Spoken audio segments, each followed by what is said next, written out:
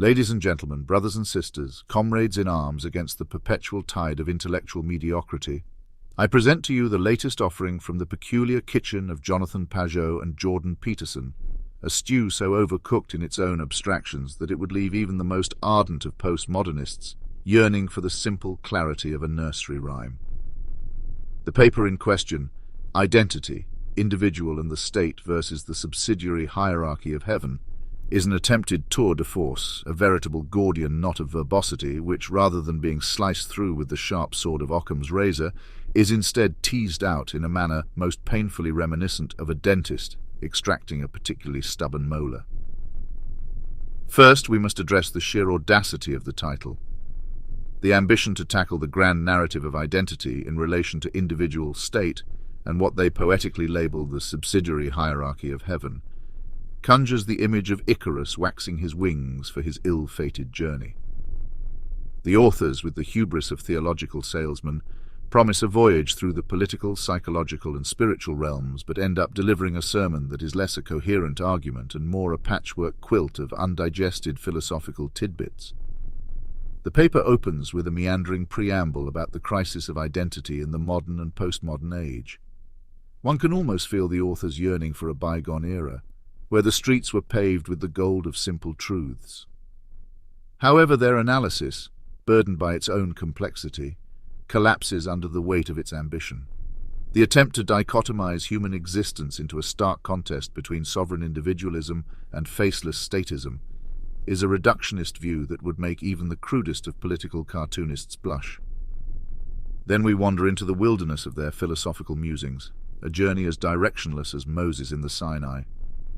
The authors, in their fervor to elevate their thesis, concoct a narrative of conflict between individual and state that reads like a haphazardly arranged marriage between Ayn Rand and Thomas Hobbes, with neither party quite sure how they ended up at the altar. Their exploration of subsidiary hierarchies fares no better. It is an intellectual house of cards, built on the sandy foundation of sweeping generalizations and mystical hand-waving. The paper desperately invokes the likes of Plato, Hobbes, Locke, Rousseau, and even the Bible, in what appears to be less of a coherent argument and more a desperate plea for intellectual legitimacy. But alas, quoting giants does not a giant make, and our authors find themselves standing in the shadows of those they seek to emulate. Their foray into biblical allegory with the beast and the whore of Babylon is a particularly egregious leap. The attempt to draw parallels between this and modern societal structures is as tenuous as it is pretentious. It's akin to using a sledgehammer to crack a nut. The nut remains uncracked, and the table is ruined. And let us not forget the paper's stylistic misdemeanors. The prose is so purple it could be mistaken for a bruise. It's an ostentatious display of verbosity that serves not to illuminate but to obfuscate. The authors, in their quest to sound profound, end up sounding profoundly confused. The paper is so laden with jargon and pseudo-intellectual posturing that it could very well serve as a life raft for those drowning in the sea of academic inanity. Before delivering the coup de grace to this intellectual farce masquerading as scholarly endeavor, let us pause to contemplate the monumental hitch-slap it so richly deserves. This paper, a veritable Frankenstein's monster stitched together from the discarded limbs of better ideas, lumbers awkwardly through the annals of philosophical discourse, trailing a noxious cloud of confusion and pretension. The authors, in their quixotic quest for profundity, have erected a Tower of Babel of their own making, a towering edifice of verbosity that reaches for the heavens, but succeeds only in creating a linguistic muddle that would leave even the most erudite scholar gasping for the oxygen of clarity.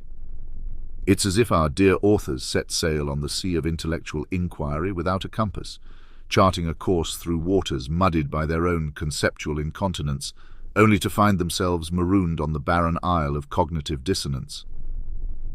Their arguments, swinging wildly between the pit and the pendulum of philosophical thought, lack the grace of Poe's narrative, but unfortunately share its propensity for inducing a sense of foreboding and despair.